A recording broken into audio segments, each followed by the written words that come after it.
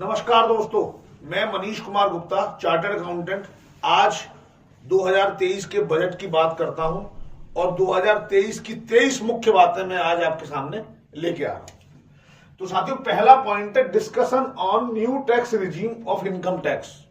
कई लोगों का यह क्वेश्चन था कि क्या नए रिजीम को सरकार हटाने वाली है या पुराने रिजीम को हटाने वाली है।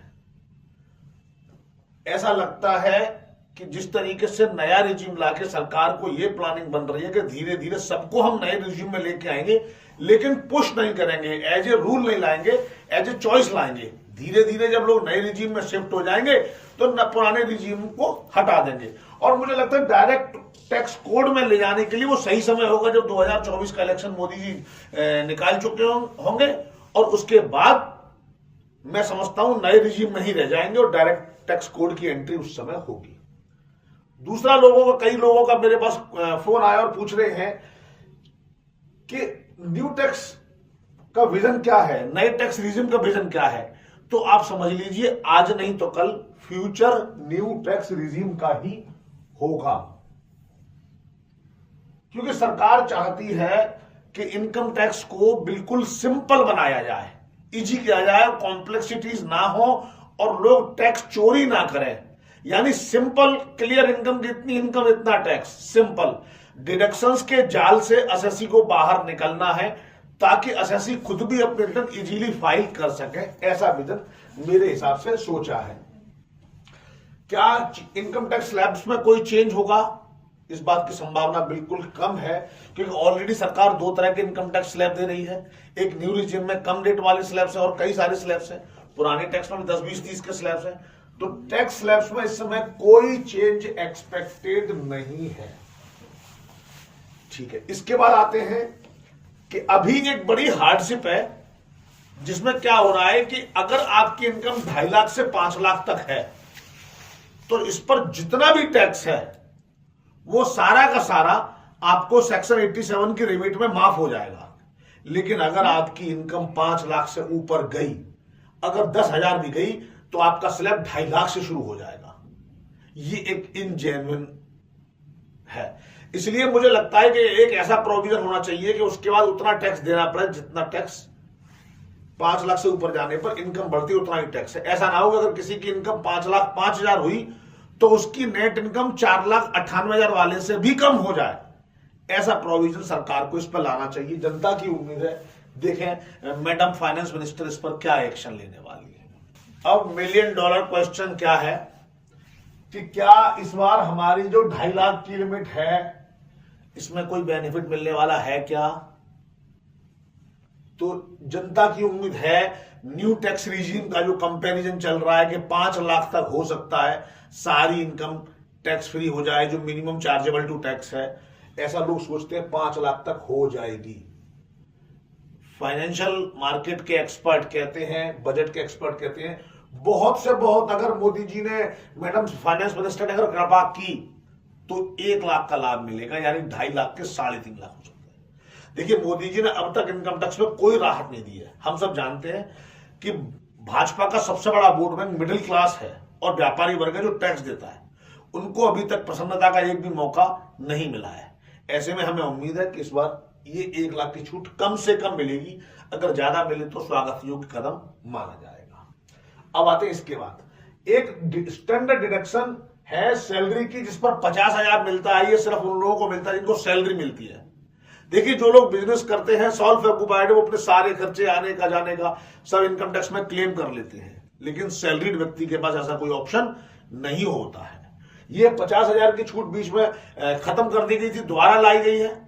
इसमें कुछ वृद्धि होनी चाहिए, क्योंकि जिस तरीके से जीवन स्तर बढ़ रहा है, महंगाई होने की वजह से लोगों में खर्चे बढ़े हैं। 50,000 सफिशियंट नहीं है।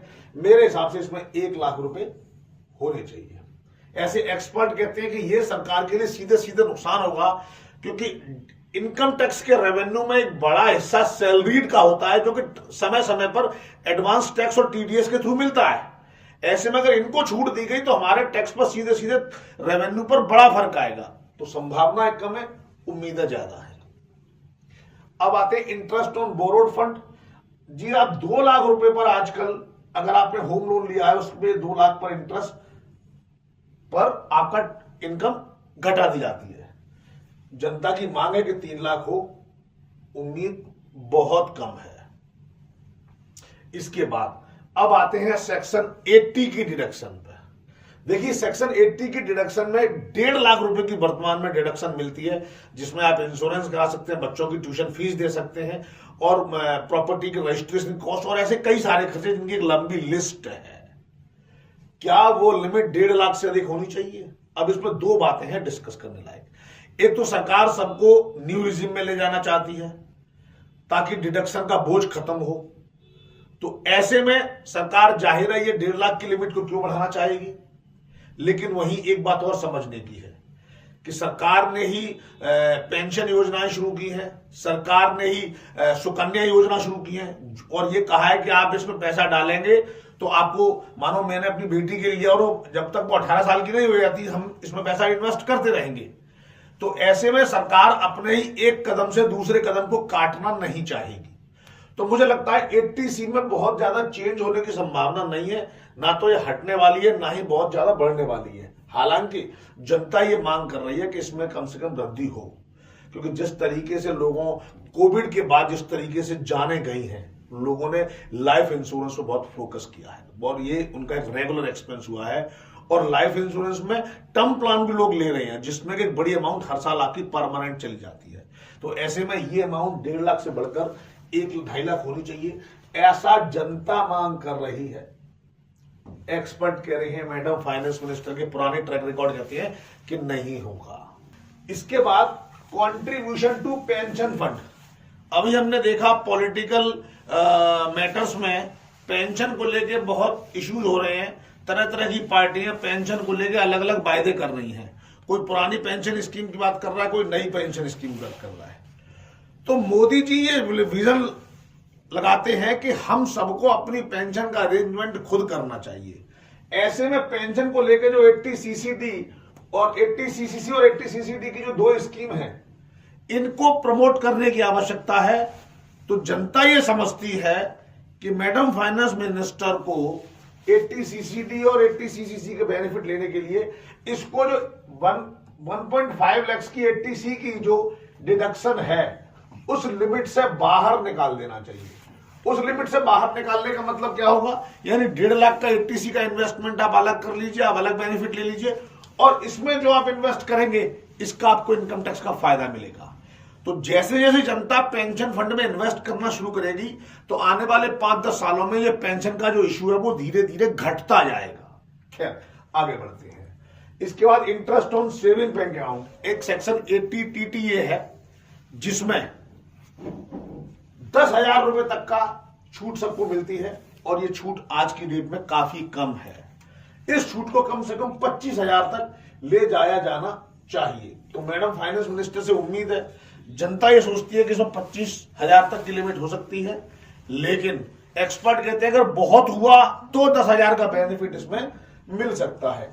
उम्मीद 10,000 रुपए की। इसके बाद अब आते हैं mediclaim preventive health checkup 80D में प्रिवेंटिव हेल्थ चेकअप में 5,000 की छूट मिलती है। इस छूट को बढ़ाकर 10,000 कर देनी चाहिए। उम्मीद कम है। इसी तरीके से एक बड़ी इंपॉर्टेंट बात यह है कि जो लोग सैलरीड हैं यानी वेतन भोगी हैं और उनको HRA मिलता है और HRA की छूट ले लेते हैं, लेकिन बहुत सारे लोग ऐसे जिनको HRA या तो मिलता नहीं है या वो सेल्फ ऑक्युपाइड है, बिजनेस करते हैं, उनको और वो किराए के मकान में रहते हैं और किराया चुकाते हैं। ऐसे लोगों के लिए इनकम टैक्स ने एक छूट दी थी और कई सालों से वो छूट 5,000 रुपए प्रति माह की है। वो सेक्शन 80GG है और वो छूट अब बढ़ जानी चाहिए। तो वो कम से कम 80GG में वो छूट कम से कम 5,000 की जगह अब 10,000 रुपए हो जानी चाहिए। समय की मांग है। ठीक इसी तरीके से सेक्शन 80U में डिसेबल्ड पीपल के लिए, स्पेशली एबल्ड पीपल के लिए, जिनको हम दिव्यांग कहते हैं, उनको जो छूट है वो 75,000 और 1,25,000 एज पर देयर जो है प्रॉब्लम रखी गई है।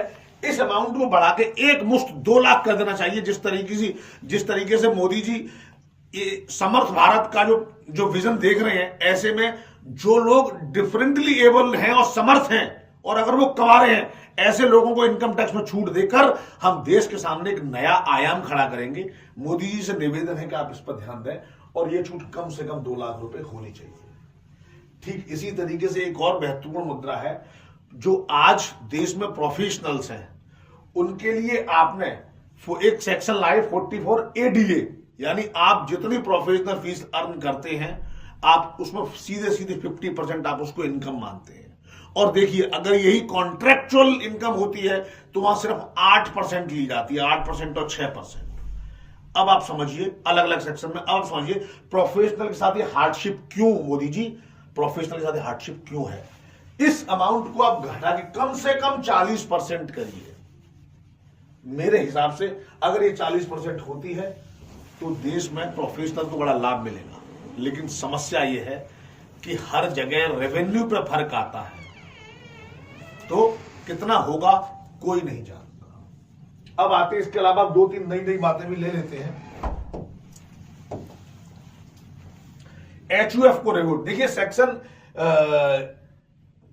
87 में जो इंडिविजुअल को 12,500 रुपए की रिबेट मिलती है वो HUF को नहीं मिल रही है। ऐसा क्यों है? पुरातन काल से जब से इनकम टैक्स बना है तब से HUF को और इंडिविजुअल को लगभग इक्वल ट्रीटमेंट दिया गया है। जब इक्वल ट्रीटमेंट था तो हिंदू अनडिवाइडेड फैमिली को, यानी इस देश के बहुसंख्यक आबादी को आपने छूट क्यों छीन ली है मोदी जी? ये छूट आप दीजिए। ये 12,500 रुपए देश में HUF के मेंटेनेंस में हेल्प करेंगे और ये किसी एक ना तो महिला का है ना पुरुष का है, पूरे परिवार का पैसा है। इसलिए इस छूट को आप HUF के लिए बरकरार रखिए। इसी तरीके से प्रोफेशनल्स की मैंने ऊपर चर्चा की, प्रोफेशनल्स को हार्डशिप हो रही है सेक्शन 44 ADA में। अब मैं प्रोफेशनल्स के TDS कटने की बात करता हूं।